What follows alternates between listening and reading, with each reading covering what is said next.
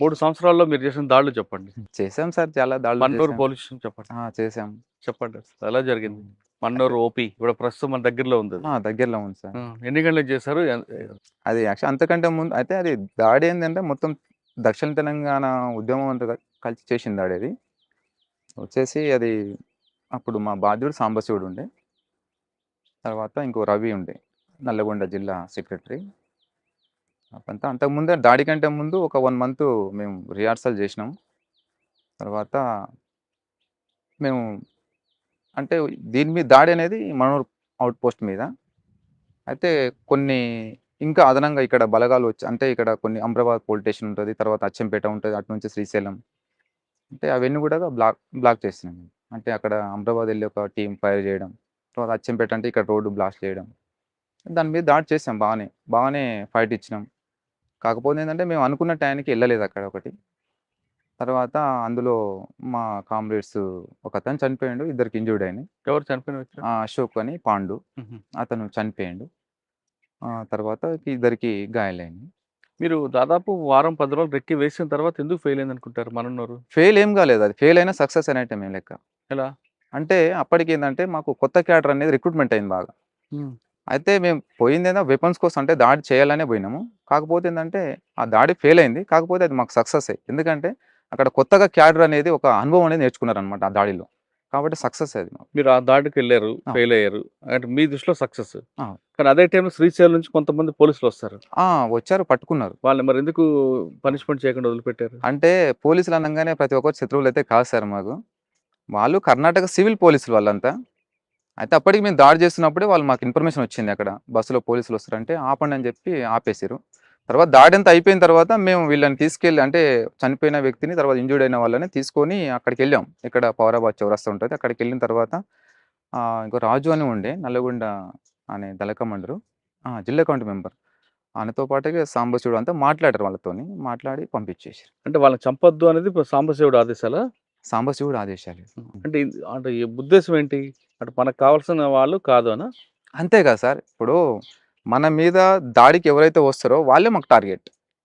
అంతేగాని తర్వాత మాకు నిరాయుధంగా దొరికిన పోలీసులని మేము ఎవరిని చంపం. వాళ్ళు గ్రేవోన్స్ వాళ్ళైనా లేకుంటే ఇంకా సీఆర్‌పీఎఫ్ వాళ్ళైనా సరే హ్మ్. నిరాయుధంగా దొరికిన వాళ్ళని మేము చంపొద్దనేది పార్టీ సిద్ధాంతం అదంతా. ఓకే. మన్నూరు తర్వాత సమీక్షలో ఏం నిర్ణయం తీసుకున్నారు? అందులో ఏందంటే మేము అనుకున్న టయానికి పోలేదు. ఇంకోటేందంటే అదనంగా ఒక ఫోర్స్ వచ్చిందక్కడ. అంటే అప్పుడే కుమ్మింగు చేసి వచ్చిన ఒక టీమ్ అనేది అక్కడ ఉంది. అయితే మేము నైటు 8 గంటలకు వెళ్దాం అనుకున్నాము. అందుకని 8:30 అట్లా అయింది. తర్వాత కొంచెం మేము డిస్టర్బెన్స్ అయింది బాగా. అంటే వస్తున్న క్రమంలో కొంచెం మా దగ్గర మైక్ ఉంటది. అంటే పోలీసులని సరెండర్ కమ్మని కాషనిచ్చే ఒక మైక్ ఉంటది. అది అనవసరంగా అక్కడనే అది ఆన్ అయిందది. ఆ సౌండ్‌కు అంతా అలర్ట్ అయ్యిర్రు. అప్పటికి ఒక టీమ్ ఏ టీమ్ అయితే ముందుకు పోవాలో ఆ టీమ్ ఎళ్ళలేదు. తర్వాత పైన సెంట్రీ చూసాడు. ఫైరింగ్ ఓపెన్ అయింది. మా నుంచి ఫస్ట్ ఫైరింగ్ ఓపెన్ కాలేదు. ఫస్ట్ వాళ్ళ నుంచి ఫైరింగ్ ఓపెన్ అయింది. అందుకే మేము తర్వాత ఏం చేశారు మీరు? అంటే దాడి అయిపోయిన తర్వాత ఎళ్ళిపోయాను. అవును. ఎళ్ళిపోయిన తర్వాత అప్పటికి చాలా ఇంకా తిరుగుతున్న క్రమంలో చాలామంది ఎన్‌కౌంటర్ చనిపోయారు. మీరు రిట్రీట్ అయ్యి ఎక్కడ కలుద్దాం అనుకున్నారు? ఇక్కడ దాడైన తర్వాతన. దాడి తర్వాత. ఆ! మన ఇక్కడ అప్పపూర్ అని పెంట ఉంటది. అక్కడ మన మాధవన్న ఉండే హ్మ్. రాష్ట్ర కార్యదర్శి. హ్మ్. ఆయన అక్కడ ఉండే ఆయనను పోయి కలిసినాం మనం. ఆయనేమన్నారు ఫెయిల్ అయినందుకు? ఏం ఇంకా అది యుద్ధంలో ఇక సహజమే. ఓటమి అనేది, విజయం అనేది సహజమే. ఇక తర్వాత ఎళ్ళిన తర్వాత మా కామ్రేడ్ అశోక్ ఉండే గదా! అతన్ని తీసుకెళ్ళి ఖననం జేసినాం అక్కడనే లోయలో. హ్మ్. ఖననం జేసి ఇక కొన్ని రోజుల తర్వాత యొక్క టీమ్‌లు అక్కడ డివైడ్ అయిపోయినాం. సాధారణంగా ఉద్యమంలోకొచ్చాక కామ్రేడ్ చనిపోయారనుకోండి. హ్మ్. వాళ్ళ కుటుంబ సభ్యులకు చెప్తారా? చెప్తాం గదా! హ్మ్. చెప్తాం. చెప్తాం వాళ్ళకి సానుభూతి తెలుపుతాం. హ్మ్. తమరి కుమారుడు ప్రజల కోసం అమరుడయ్యాడని కూడా చెప్తాం. మన్నూరు తర్వాత మీకు బాగా గుర్తుండిపోయిన దాడులు చెప్పండి. నల్లమలలో ఒక దాడయింది. ఆ దాడిలో ఇద్దరి మీద ఫైరింగ్ జరిగింది. హ్మ్. అంటే ఇగ అందులో సురేష్ అనే ఒక కామ్రేడు అమరుడయ్యిండు. అయితే రెస్ట్ ఏందంటే ఆ రోజు మేము ఇక్కడ మకామేసినాం. అంటే రమాకాంత్‌తో పాటుగా మేము ఒక 15 మంది దాకున్నాం. అప్పటికేందంటే మేము వేరే పని మీద మేము బయటికి మైదాన ప్రాంతంకెళ్ళి వస్తుంటే హ్మ్. ఒక జిల్లా కమిటీ మెంబర్ సరెండర్ అయిపోయిండనమాట. అతను సరెండర్ అయిండన్న విషయం నాకు తెలియదు. కాకపోతే అనుకున్న టయానికి రాలేదు. నన్ను ఒక దగ్గర పెట్టిండు. మళ్ళీ వస్తా అని చెప్పి ఎళ్ళలే 2 డేస్ అయింది. తర్వాత ఇగ నేను వచ్చి పార్టీ గలిసినాను. కలిసిన తర్వాత అప్పటికి బాగా ఎండాకాలం బాగా. అక్కడ బలగాలు బాగా తిరుగుతున్నాయి.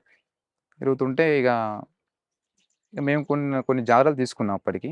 అయితే ఆయన లొంగిపోయిన ఎవరైతే మహేష్ అని లొంగిపోయిండో అతనికి తెలిసిన కొన్ని వెపన్స్ డంపులన్నీ ఉండేయి. అది నాకు అతనికి మాత్రం తెలుసు.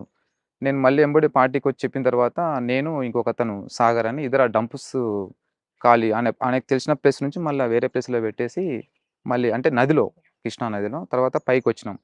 పైకొచ్చి మళ్ళా ఈ మన రమాకాంత్ అనే టీమ్ కలిసినాం. అయితే ఆ రమాకాంత్ వాళ్ళు ఏం చేశారంటే కొంచెం బాట ఉంటదక్కడ. ఆ బాటలో ఏందంటే వాళ్ళు చూసుకోకుండా అక్కడ మకాం వేసిరనమాట.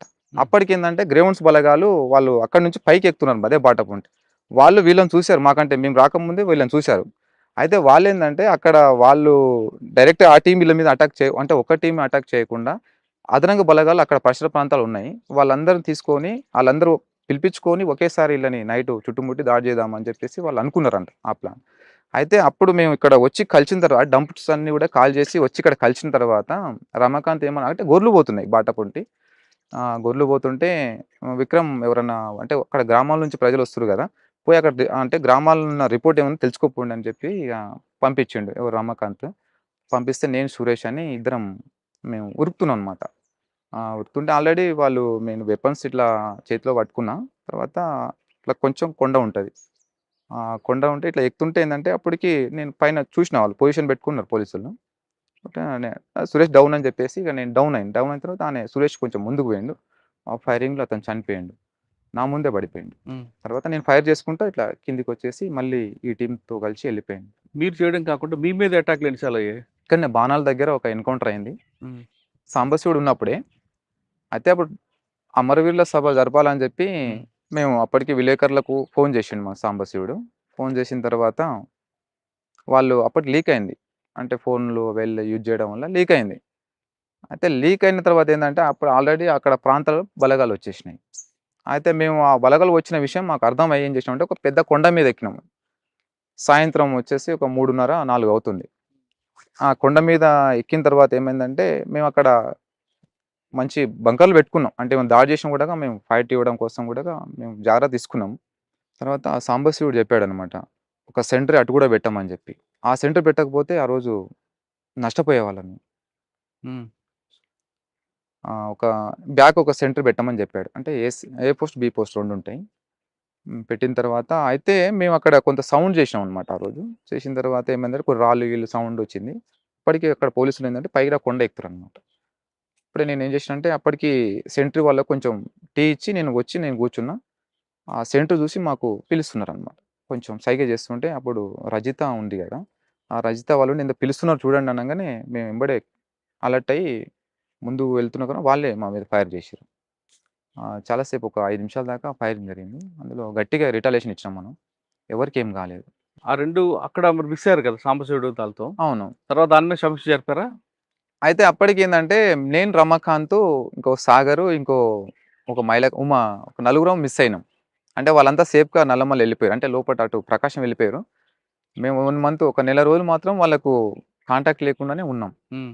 మళ్ళీ నెల రోజుల తర్వాత కలిసాం.